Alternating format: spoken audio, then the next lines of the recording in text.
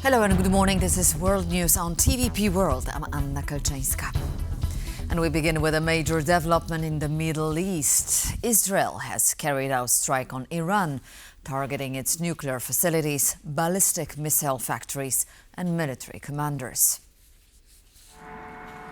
Israel says the Friday morning assaults were aimed at preventing Tehran from assembling an atomic weapon.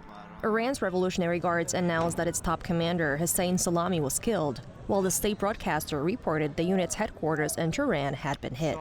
Local media reported explosions at the country's main uranium enrichment plant in Natanz in central Iran. The country's supreme leader, Ayatollah Ali Khamenei, said that Israel had unleashed its wicked and bloody hand in a crime against Iran, and that it would be dealt, quote, a bitter fate for itself. Israel says the strikes were aimed at destroying Iran's nuclear program and taking out key military targets. These included properties in and around Tehran, where residents were reported to have spotted Israeli jets. Strikes were reported south of the capital at the country's main nuclear enrichment plant in Natanz and in nearby Isfahan and Arak. In the north, attacks were also reported in and around Tabriz, which hosts a nuclear research center and 2 military bases.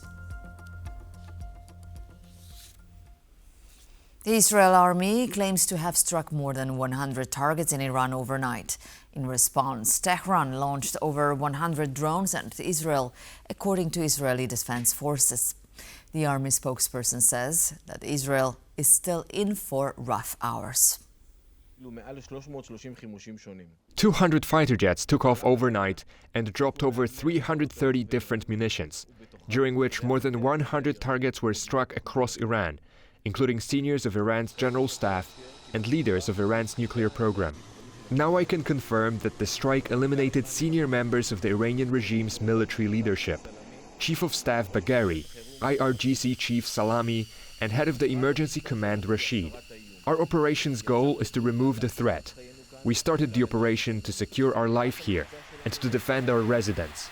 In the last few hours, Iran has launched over 100 UAVs from its territory and towards the state of Israel's territory. All aerial defense systems are operating to intercept the threats. It is important to adhere to the Home Front Command's instructions. They save lives. This is different from what we have seen so far. We are still in for rough hours. We must be resilient and patient. Israeli Prime Minister Benjamin Netanyahu says the strikes were essential to stopping what he described as a threat to Israeli survival. Netanyahu claimed Iran was close to developing nuclear weapons. Israel launched Operation Rising Lion, a targeted military operation to roll back the Iranian threat to Israel's very survival. This operation will continue for as many days as it takes to remove this threat. For decades, the tyrants of Tehran have brazenly, openly called for Israel's destruction. They've backed up their genocidal rhetoric with a program to develop nuclear weapons. In recent years, Iran has produced enough highly enriched uranium for 9 atom bombs. 9. In recent months, Iran has taken steps that it has never taken before, steps to weaponize this enriched uranium. And if not stopped, Iran could produce a nuclear weapon in a very short time. It could be a year, it could be within a few months, less than a year. This is a clear and present danger to Israel's very survival. The White House says President Donald Trump has called a meeting of the U.S. National Security Council. Trump posted overnight on his Truth Social platform that Washington is committed to negotiating with Tehran over Iran's nuclear program. We remain committed to a diplomatic resolution to the Iran nuclear issue. My entire administration has been directed to negotiate with Iran. They could be a great country, but they first must completely give up hopes of obtaining a nuclear weapon. U.S. Secretary of State Marco Rubio says Washington was not involved in the attacks on Iran and that Israel acted alone in preemptive self-defense. Posting on X, Rubio said America was not involved in strikes on Iran, and the country's top priority is protecting American forces in the region. He wrote that Iran should not target U.S. interests or personnel. The State Department has issued an advisory to all U.S. government employees in Israel and their families, telling them to take shelter until further notice. Oil prices, meanwhile, surged more than 9% on Friday as heightened tensions in the Middle East raised fears over disruption to oil supplies. Brent crude futures jumped more than $6 to $75.65 a barrel. Friday's gains were the largest intraday moves for benchmark oil contracts since Russia's 2022 invasion of Ukraine caused energy prices to spike.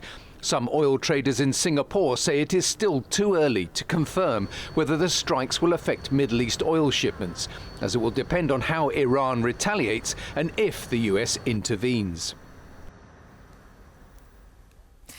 No Polish citizens have been injured in Israeli strikes on Iran, and no decision to evacuate them has been made. Polish Foreign Ministry spokesperson Paweł Wroński announced during a press conference on Friday. When it comes to evacuations, there are no such indications at the moment. But if there are any, appropriate decisions will be made. I wanted to announce that no Polish citizens were harmed. For now, we are not calling a crisis team, but everything depends on how the situation develops. If such a team is called, we will inform the public immediately. The Polish foreign minister has briefly commented on the Israeli strikes on Iran. He assured that the Polish diplomatic staff in Tehran are safe. I just spoke with Ambassador Marcin Wilczek in Tehran. Our embassy and its staff are safe. Israeli strikes on Iran have triggered reactions from countries around the world, including Poland. In a post on X, Polish Interior Minister Tomasz Siemoniak said that Warsaw has been closely monitoring the situation. Polish intelligence services, in close cooperation with allies, have been closely monitoring Israel's recent military actions against Iranian nuclear facilities, primarily from the point of view of Poland's security interests and Polish citizens residing in the Middle East. At least 290 people have died after a passenger plane crashed at an airport in Ahmedabad in western India on Thursday. The Indian government has launched a formal investigation into this tragic incident. The London-bound Boeing 787-8 aircraft carrying 242 people hit a residential block used by doctors, with the explosion hurling wreckage from the jet across the area and causing widespread damage. The death toll includes people on the plane and others on the ground. A single British passenger survived. Both Indian Prime Minister Narendra Modi and Interior Minister Amit Shah visited the site and the hospital where the survivor and others who were injured are receiving treatment. The survivor managed to jump out of the plane's emergency exit, according to local police.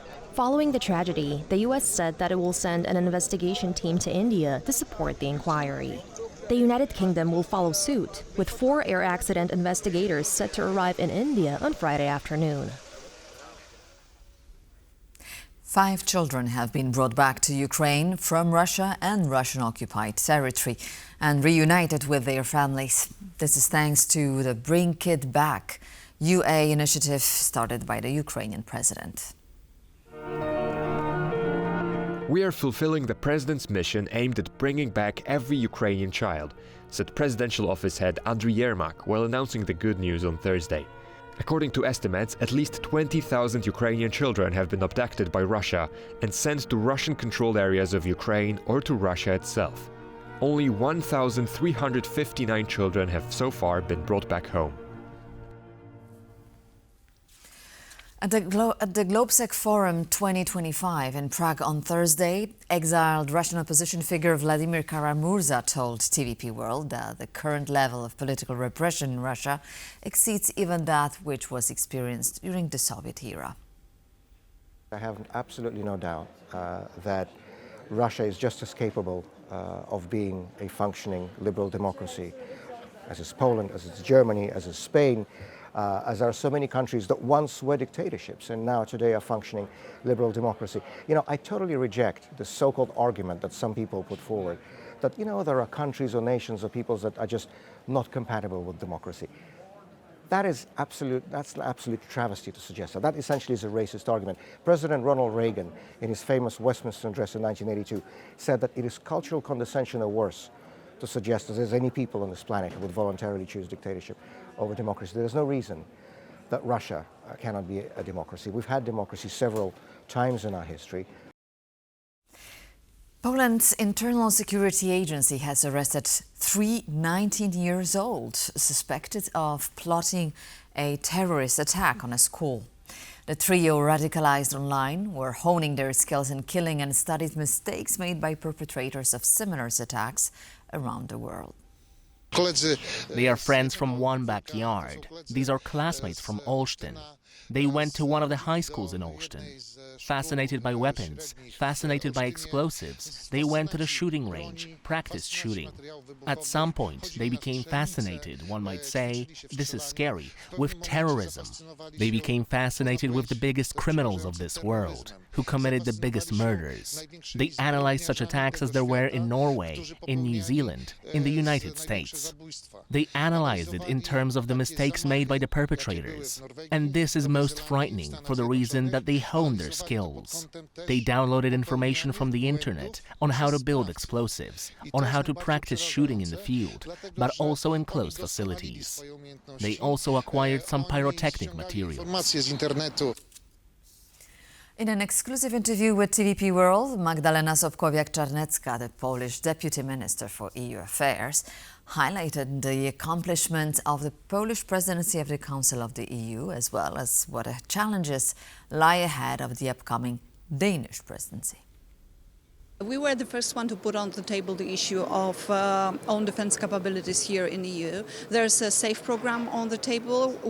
And I think that that's one of the biggest achievements of the Polish presidency, that in very quick time we finalized the discussions with the member states, and we took some serious steps, and the money is already on the table and decision has been taken. But this is something that also will move to the Danish presidency. And the second issue is about deregulation. We started the process of deregulation. We already have 3 omnibuses on the table. The first one, the initiative Stop the Clock, to change the time of reporting for the entrepreneurs. But there's also an omnibus about the agriculture policy. And this is also one of the achievements of Polish presidency, that we put over 100 simplifications in the new agricultural policy funds. And that was very important from our point of view. And the third omnibus is about defense capabilities. Since we have money, we know what we want to buy, but we need some simplification on the market. So this is for sure also something that the Danish presidency will take over.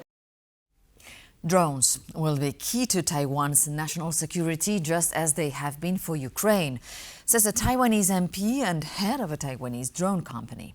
The statements come as the island ramps up its own defenses against the potential Chinese threat. Uncrewed vehicles, whether they are boats or underwater vehicles or surface vehicles, can effectively deter China, because Taiwan is not the attacking side. We are the defending side. For us, the coastline is our home. The coastline is our supply station. In the past, most of the focus fell on unmanned aerial vehicle. And when it comes to the unmanned surface vessel, we have seen it being deployed a few times in Ukraine to ambush Russia.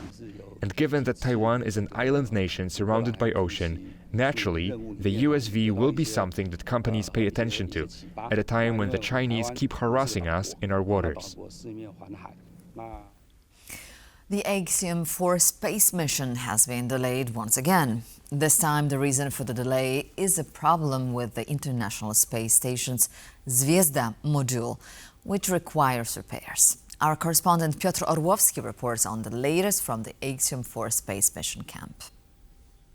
Unfortunately, I don't have good news about the targeting launch of the Falcon 9 rocket and start of the AX4 mission.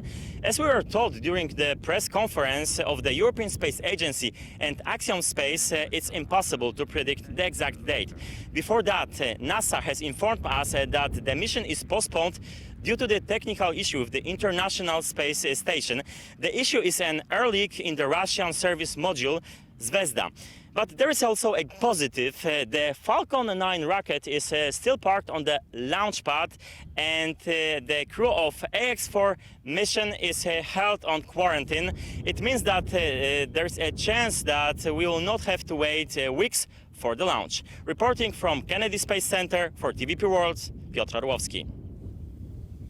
And that's all in this edition of World News. Please stay tuned to TVP World for more.